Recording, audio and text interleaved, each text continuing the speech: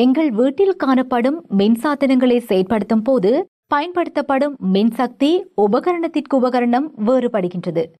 அதேபோல் வீட்டில் நுகரப்படுகின்ற அம்மின்சக்தியை அளப்பதற்கு மின்மானி பயன்படுகின்றது. இதற்கமைய மின்சாதனங்களில் பயன்படுத்தப்படும் மின்சக்தியை கணிப்பிடும் முறை இப்பாடலகின் மூலம் கலந்துரையாடப்படும். வணக்கம். விஞ்ஞான பாடத்தில் நாம் கற்கும் பௌதிகவியல் அலகுகளில் இன்னும் ஒரு முக்கிய பகுதியை கற்பதற்காக நீங்கள் ஒன்று கூடியுள்ளீர்கள். இப்பாட அலகில் மின் சாதனங்களில் பயன்படுத்தப்படும் மின்சக்தியை அளவை கணிப்பிடும் முறையை கலந்துரையாடுவோம். இனி நாம் பாடத்தில் கவனம் செலுத்துவோம். வீட்டிற்கு விநியோகிக்கப்படும் மின்சக்தி மின்மானியின் மூலம் அளக்கப்படுவது கிலோவாட்டு மணியில் ஆகும். இங்கு கிலோவாட்டு மணி என குறிப்பிடப்படுவது கிலோவாட்டு ஒன்றை வலுவாக கொண்ட உபகரணம் ஒன்று ஒரு மணித்தியாலத்தில் செலவிட்ட மின்சக்தியின் அளவாகும். சாதாரண வீடொன்றில் நுகரப்படும் சக்தியின் அளவு யூல்களில் அளவிடப்படும் போது அவை பெரிய எண்ணிக்கையில் காணப்படும். இதனால் சக்தியை அளவிட பயன்படும் சாதாரண அலகாக யூலுக்கு பதிலாக கிலோவாட்டு மணி எனும் அலகு பயன்படுத்தப்படும். இதற்கமைய ஒரு செகண்டில் பயன்படுத்திய மின்சக்தியின் அளவு யூலில் தரப்படும். இது ஒரு வாட்டு எனப்படும். இதற்கமைய கிலோவாட்டு ஒன்றில் காணப்படும் யூல் பெருமானத்தை பின்வருமாறு காட்ட முடியும். அதற்காக கிலோவாட்டு பெருமானம் வாட்டு ஆகவும் மணித்தியாலம் செகண்டாகவும் அலகு மாற்றம் செய்யப்படல் வேண்டும்.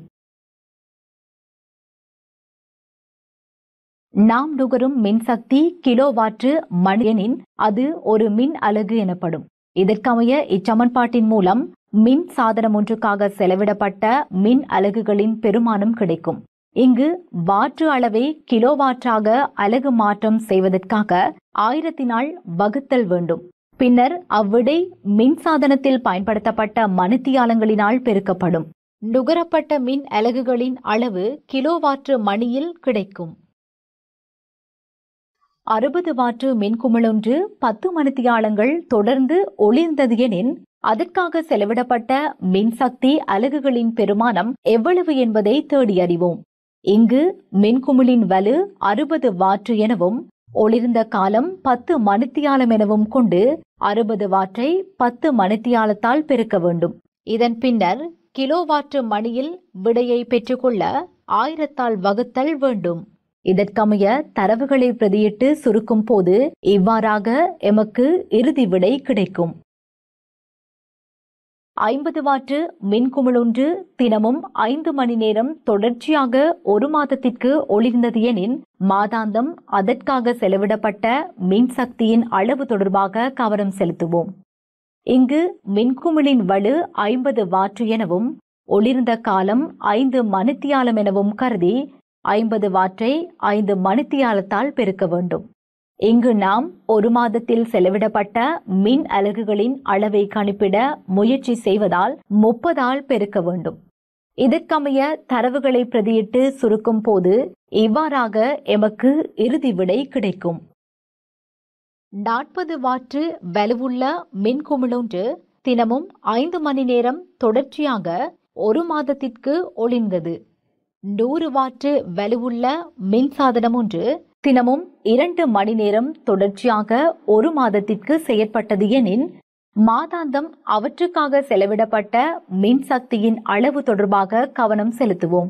இங்கு மின்குமிழின் வலு 40 வாட்டு ஆகவும் தினமும் ஒளிர்ந்த காலம் 5 மணி நேரமாகவும் உள்ளது. தொடர்ச்சியாக ஒரு மாதத்திற்கு செலவிடப்பட்ட மின்சக்தியின் அளவை கணிக்க 40, 5, 30 ஆகிய பெருமானங்கள் பெருக்கப்படும். அதேபோல் மற்றைய உபகரணத்தில் 100 வாட்டாலும் 2 மணித்தியாலத்தாலும் ஒரு மாதத்திற்கு செலவிடப்பட்ட மின்சக்தியின் அளவை காண 30 பெருக்கப்படும். இங்கு உபகரணங்கள் இரண்டிற்கும் மாதம் ஒன்றுக்கு செலவிடப்பட்ட மின்சக்தியின் அளவை காண வேண்டியுள்ளது. பின்னர் உபகரணங்கள் இரண்டினதும் தரவுகளை வெவ்வேறாக சமன்பாட்டில் பிரதியிட்டு கிலோவாட்டு மணியில் விடையை பெற்றுக்கொள்ள 1000 வகுத்தல் வேண்டும். பின்னர் அப்பெருமானங்களை கூட்டும் போது எமக்கு இறுதி விடை கிடைக்கும். நல்லது. இப்போது உங்களுக்கு மின் உபகரணங்களில் செலவிடப்படும் சக்தியின் அளவை கணிப்பிடும் முறை பற்றிய தெளிவான விளக்கம் கிடைத்திருக்கும். இத்துடன் இப்பாட அலகுக்குரிய விடயங்கள் அனைத்தும் கலந்துரையாடப்பட்டு விட்டன. இனி நீங்கள் பாடத்தின் இறுதியில் உள்ள பயிற்சியில் ஈடுபட முடியும்.